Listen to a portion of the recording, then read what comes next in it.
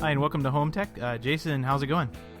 It's going great, Seth. We are definitely busy here, getting ready for the baby. Like anyone listening who doesn't know, got our first baby on the way here, and we're super excited.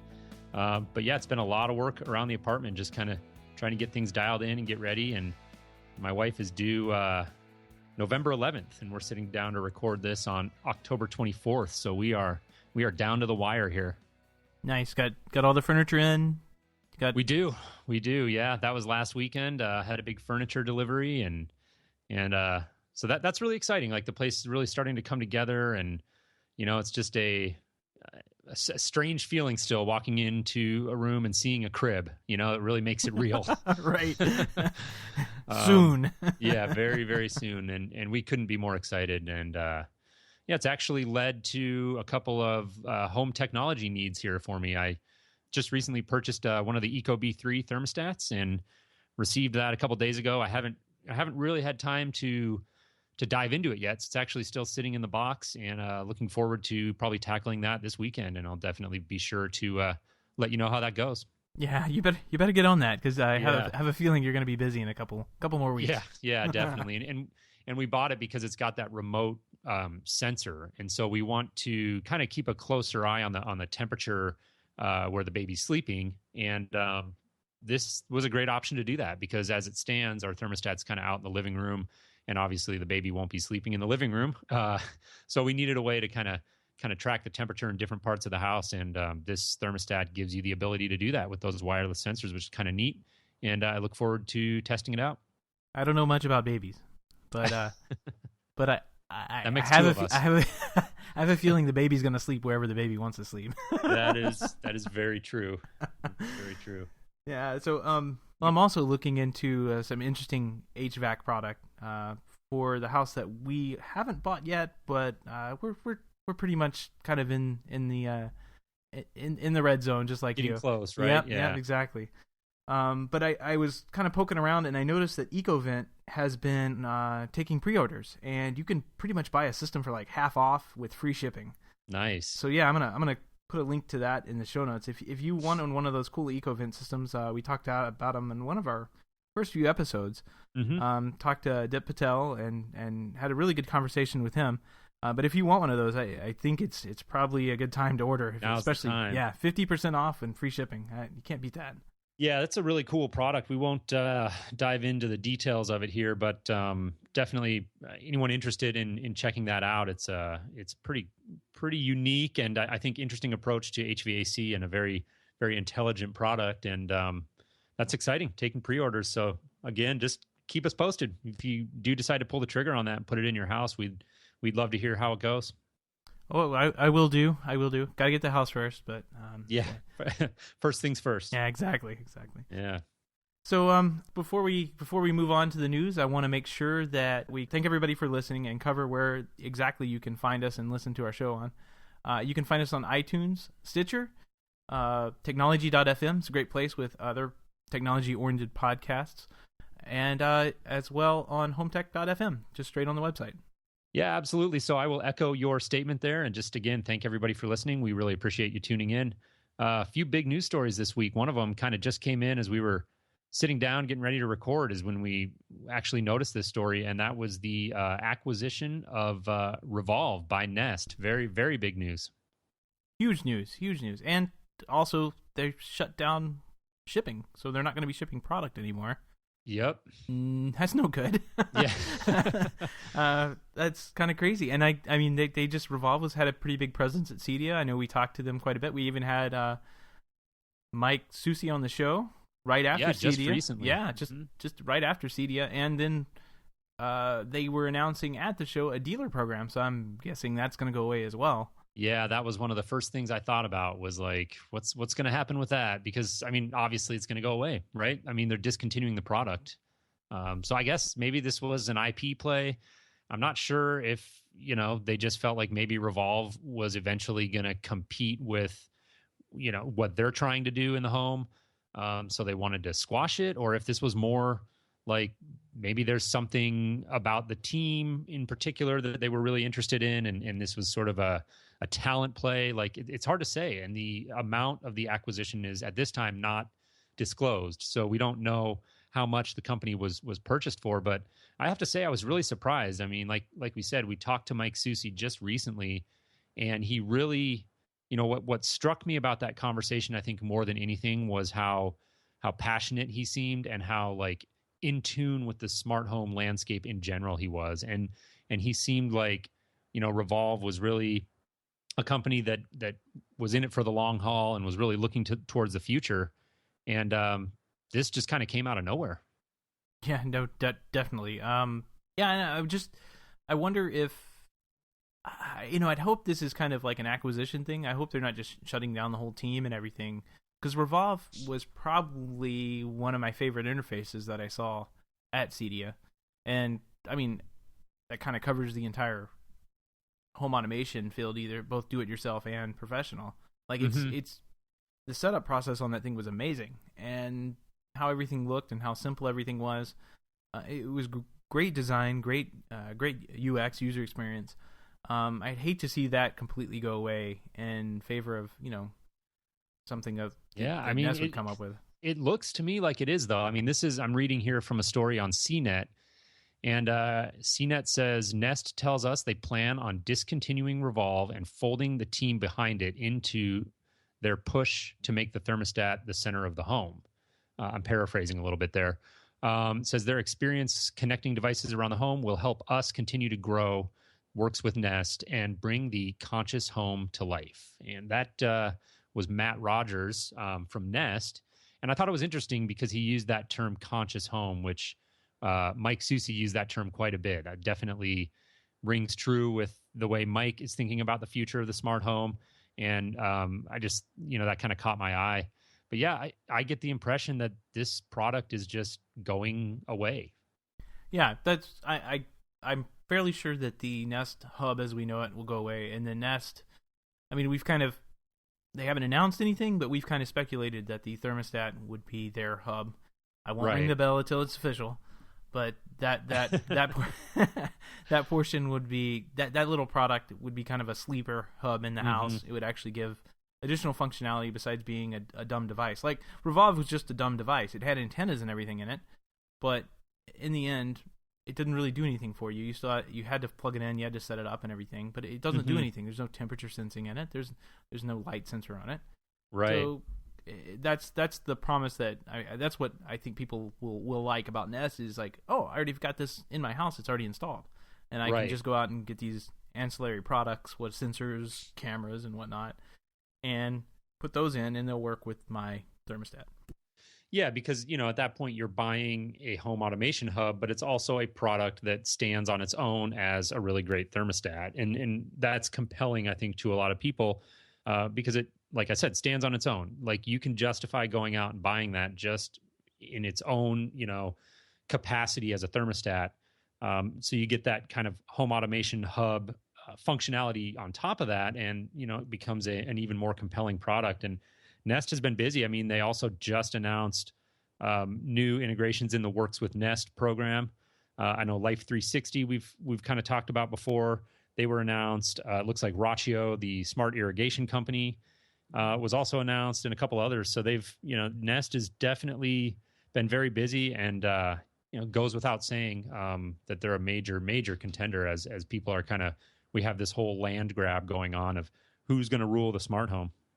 Yep. And I noticed when I was looking at the pre-order for the EcoVent, they've got a little calculator there, and they say, do you have an EcoVent compatible thermostat? And you're like, well, there's a little link that says, what's this? And they list out the two that they're currently compatible with. It's Nest and the Wi-Fi thermostat. I think that's radio something. I don't know.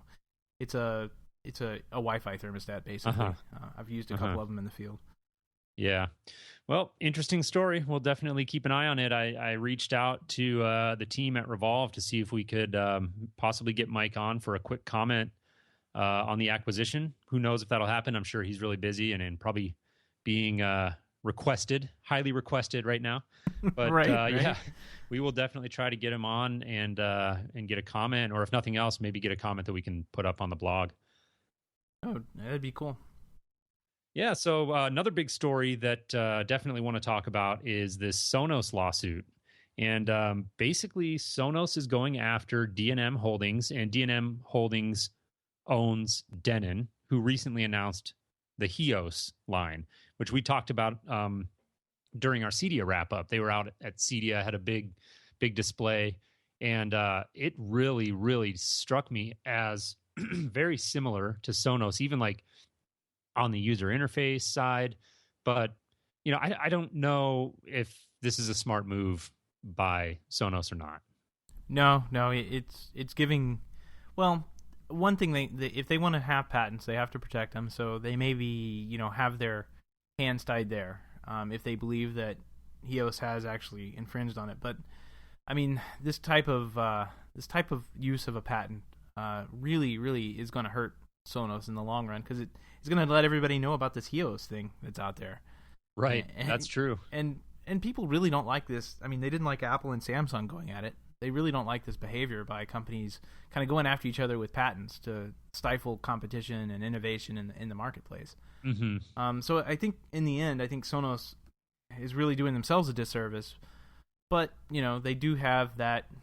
You do, if you do have a patent, you have to protect it. If you don't protect it, it's public domain. So if they have developed things that Heos has directly copied, that's, you can't do that.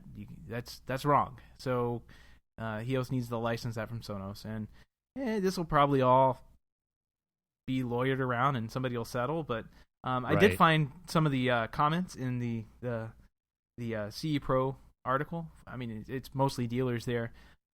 Pretty humorous. Yeah. And some of them pointed out kind of what we ran into. At the Heos booth was just jam packed. You couldn't really walk around. You really couldn't get much time interacting with things. Mm-hmm. But the Sonos booth, you could just walk right in, stroll right through. Yeah. So there was definitely some pinned up demand by dealers who want to work with a company like Denon over a company like Sonos. Mm-hmm. I think some of that has to do with, if I recall correctly, Heos is trying to be a little more integrator friendly. And that's always been sort of a thorn in the side of integrators as far as Sonos goes. It's not always a huge deal, but there are a lot of jobs where you'd really like the functionality of Sonos to be more tightly integrated into your home automation system.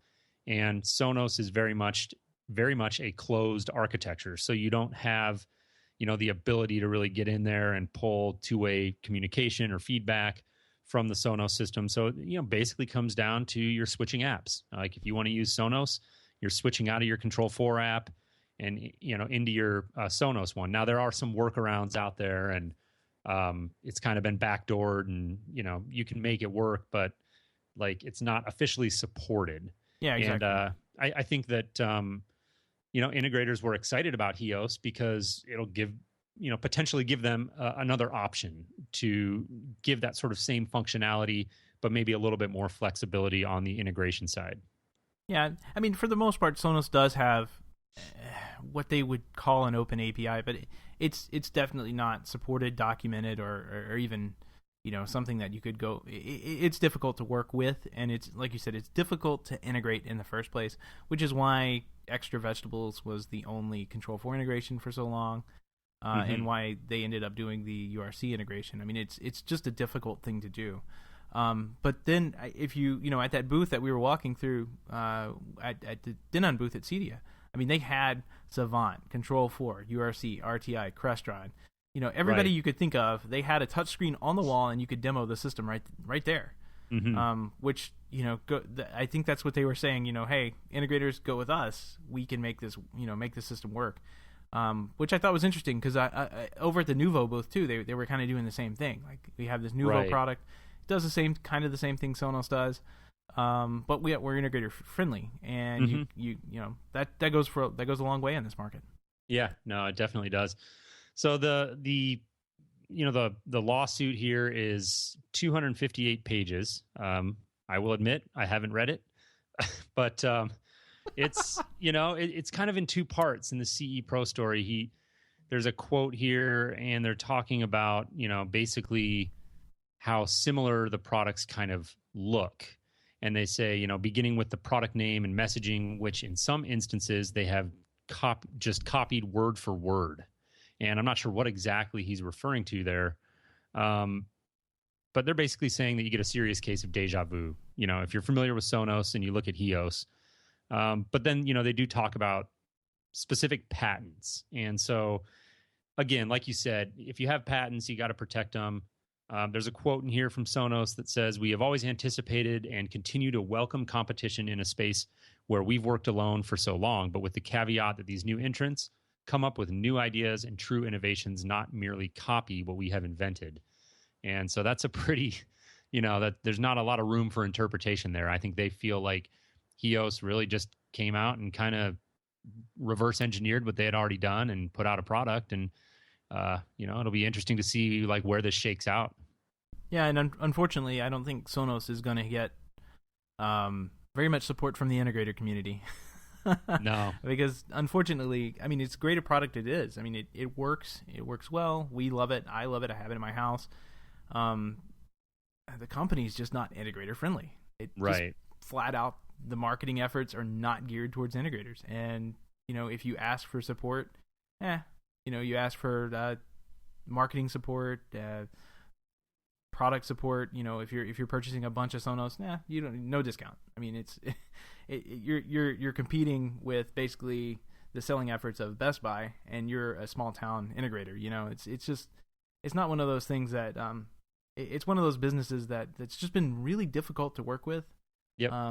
But at the same time has just a great product. So it's just, I was just going to say that, it's just such a great product, and it's really for some time now kind of been the only real product of that kind. I mean, there's similar products out there, but really Sonos was a unique offering for a very long time until Heos came around. So, well, I guess what I'm saying is like, I hope that we get a better Sonos out of this, Like, yeah.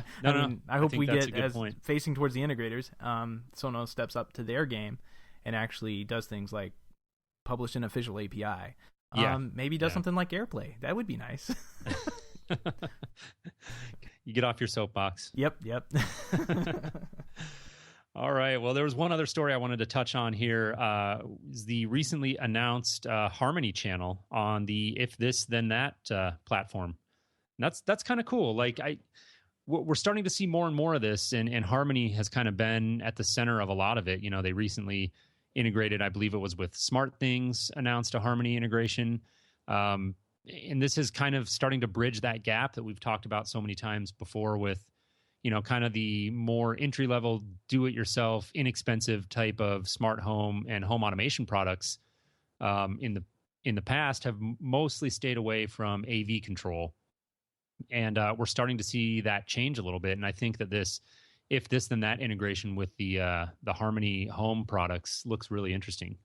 I think this is huge. I think this is becoming a full-on home automation system that would be fairly easy to set up. Mm-hmm. I say fairly easy because setting up and installing a Harmony is not for everybody. But if you can set up a Harmony, you can probably work with If This Then That. Again, If This Then That's not exactly like for you and I, it's a walk in the park. Mm-hmm. But for most people, it's kind of a techie thing too. You have to connect these things and sign in over here, and then make sure that this works with this. And but I think you could really make a serious automation system out of these two products. I mean, it's getting to that point, I think.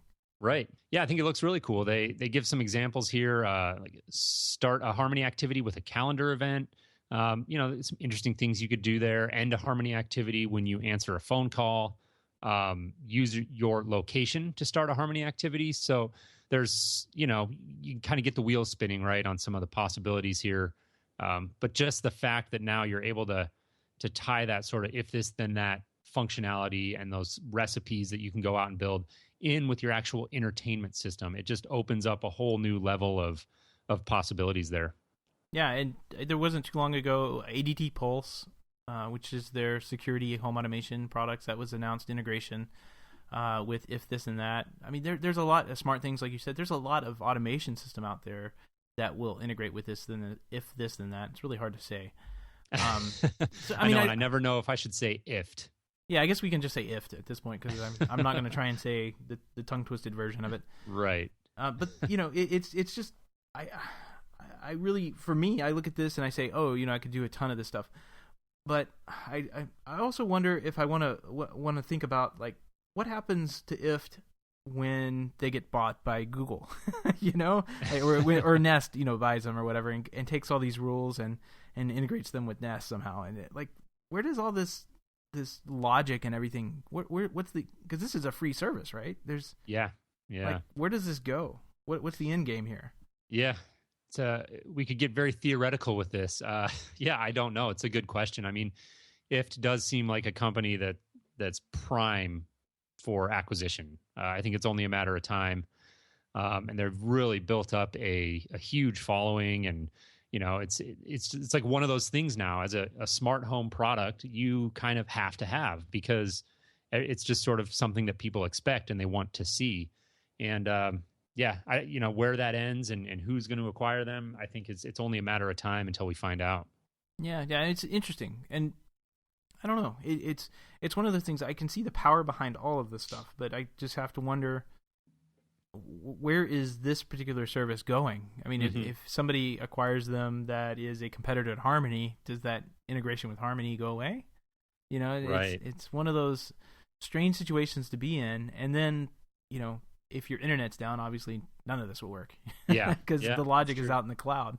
So right. that things like Mikasa Verde, which is now Vera, HomeSeer, Control 4, Crestron. That's why we have processors in the house to take care of this logic and do the things, switching and whatnot behind the cloud. We don't have to go out to cloud to do this kind of stuff. Right. And as a side note, the Logitech, this new Ultimate Home stuff, I actually really like the look of this new remote. Like, in the past, I haven't really been a huge fan of kind of the look of some of the Harmony remotes. I felt like they were kind of busy, and I just wasn't a big fan. But this one, it's got kind of a sleek look and more minimal buttons, and I think it actually looks pretty nice. This one with the little touchscreen on it. Yeah, I think it looks pretty good too. They've always had pretty good, decent design when it came to the remotes, at least the look and feel of them. I mean, I remember the old 880s and 890s. I mean, those are a long time ago, but our older clients complained about, the text that they printed on the buttons you couldn't actually read. Because there was no contrast between the lettering, but I think the design has always been pretty solid. Yeah, I mean, for me, it was, I guess, just sort of a preference thing, but it looks to me, this new product looks intriguing. It's actually something that I would consider buying. We've talked about this before, where it's like, as an integrator, I don't think that I would ever sell this product to a client, just because, like, I've never had the feeling that the reliability is there. Who knows? Maybe that's changed. Maybe I'm wrong, but that's been the story I've heard. And so I think it would have to be just, something I would use in my home, or maybe just for that right client, friend or family type of thing. But yeah, they've been busy. They're like I said, integrated with smart things now, and doing the if this then that, and they're definitely things are heating up. Things are heating up. This is getting crazy. The Revolv thing, Sonos now suing people. Like, this is going busy week. Yeah. Yeah. No kidding. Yeah. You don't have to worry about what we're going to talk about anymore. No. It's trying to weed it down, right? Yeah, exactly. Well, yeah. I guess that kind of wraps things up on what we were going to talk about this week. Yeah, quick show this week. No interviews. Next week, we are excited to say that we have somebody coming on to talk about Crestron Ping. And I know a lot of people who listen to our show are integrators, and will probably be excited to hear that conversation. I think it's going to be really interesting. It was one of those products at CEDIA that everyone was kind of buzzing about, and I really, really look forward to that conversation. Yeah, me too. It's such an interesting and kind of well thought out product. Just kind of a gateway, and it does just core automation tasks, and with a great interface too. I mean, I really love the interface. That was probably my number one or number two on the pro side at CEDIA. Interfaces to look at. Of course, the Vaunt would probably be number one, I think. Yeah, that was kind of they stole the show, I think, with their app. Definitely. So I guess that wraps things up. Jason, we'll talk next week. All right. Take care, Seth. See you later.